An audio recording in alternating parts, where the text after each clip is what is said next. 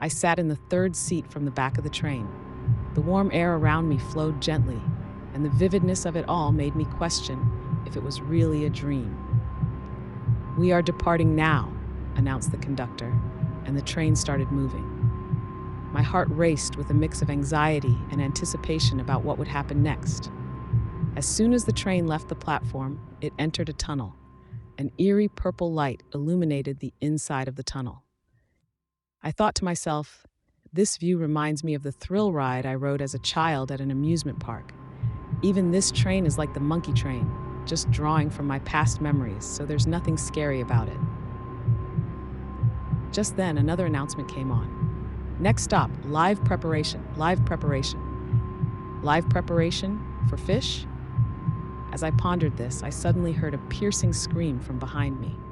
I turned around to see 4 small figures in tattered rags swarming around a man sitting at the very back of the train.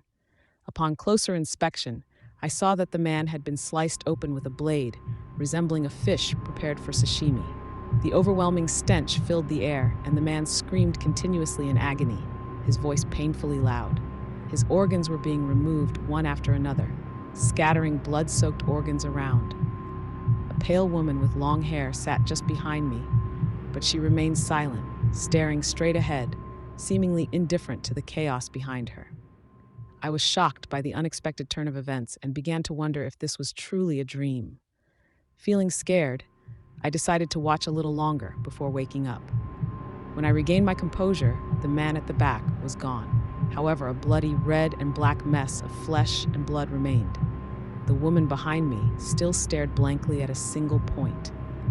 "Next stop, gouging! Gouging!" announced the conductor.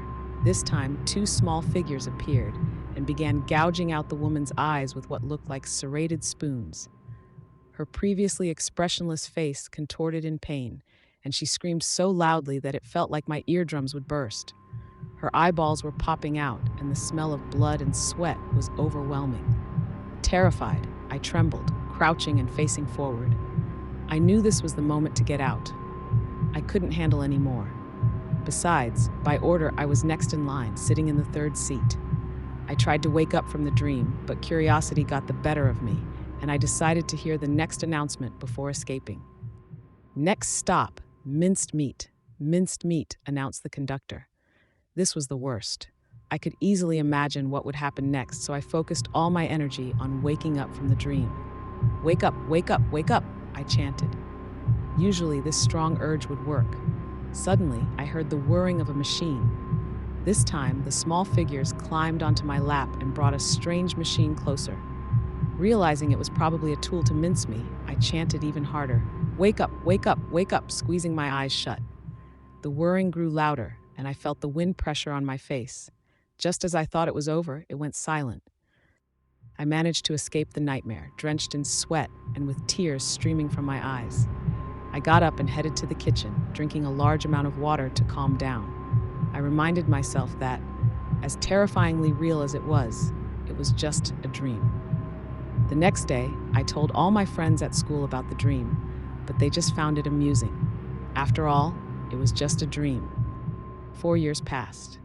Now a university student, I had completely forgotten about the incident, busying myself with part-time jobs. Then one night, it suddenly began again. Next stop, gouging. It started from that scene. I immediately remembered the dream. Just like before, the 2 small figures were gouging out the woman's eyes.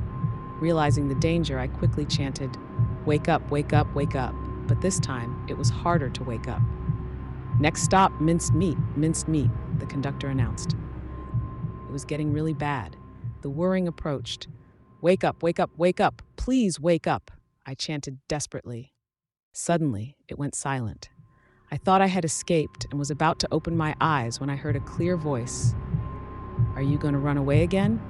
Next time will be the last." When I opened my eyes, I was indeed back in my room, fully awake. The last announcement was definitely not a dream. I had heard it in the real world. What had I done to deserve this?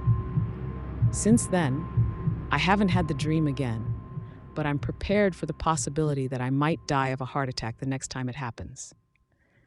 In this world, it might be a heart attack. but in that world, it would be minced meat.